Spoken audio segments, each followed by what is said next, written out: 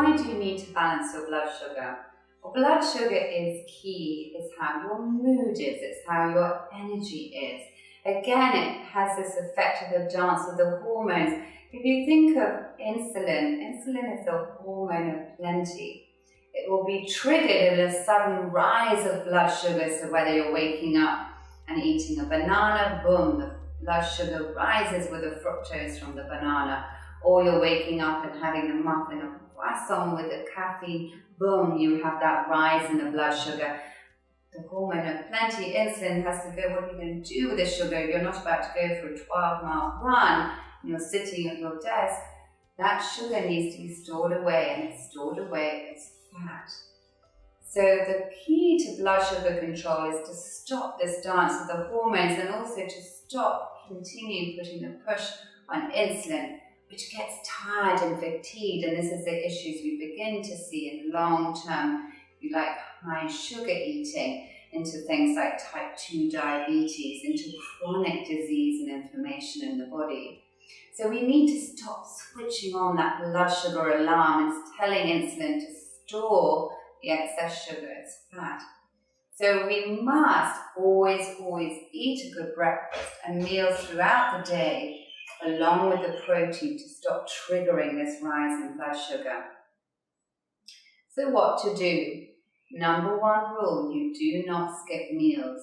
And remembering the most important meal of the day is breakfast. It's that age-old adage of eating breakfast like a king, lunch like a prince, and dinner more like a pauper. In other words, reducing meal size towards the end of the day.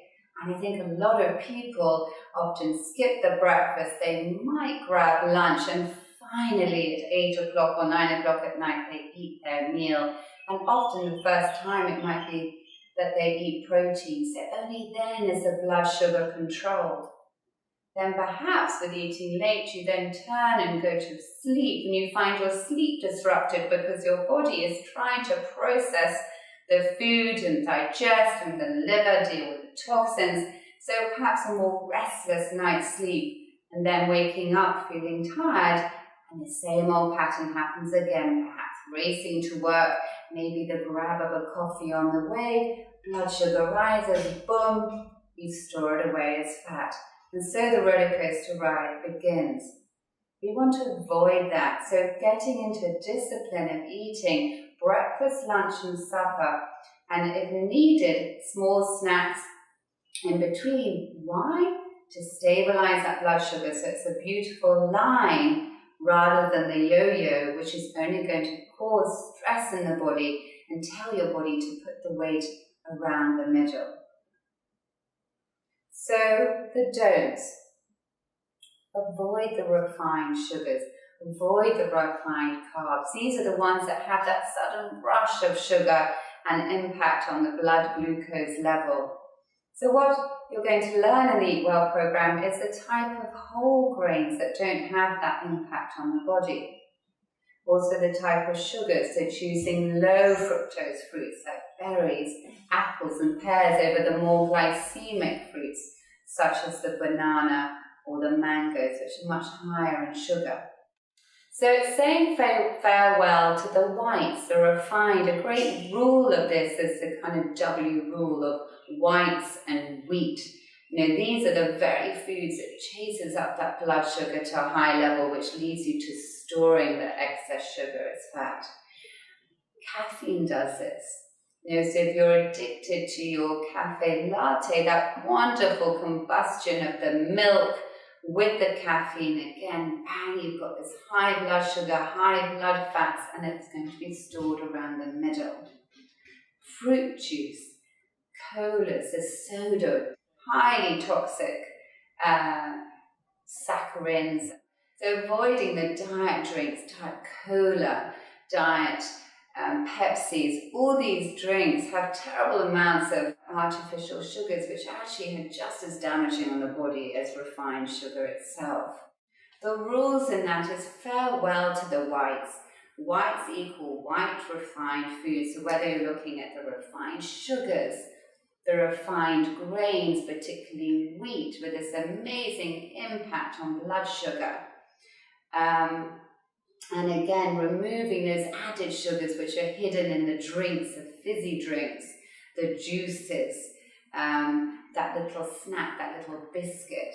So really beginning to see where those kind of refined grain sugars are sneaking in through the day and turning that around to look at your protein to help balance the blood sugar with true whole grain foods, live foods. Almost if you like looking at knowing what nature intended, so it's not a processed snack bar, but something going back to the analogy of the apple with raw nuts, or using crudités with hummus, which will have the protein in there to help balance the blood sugar.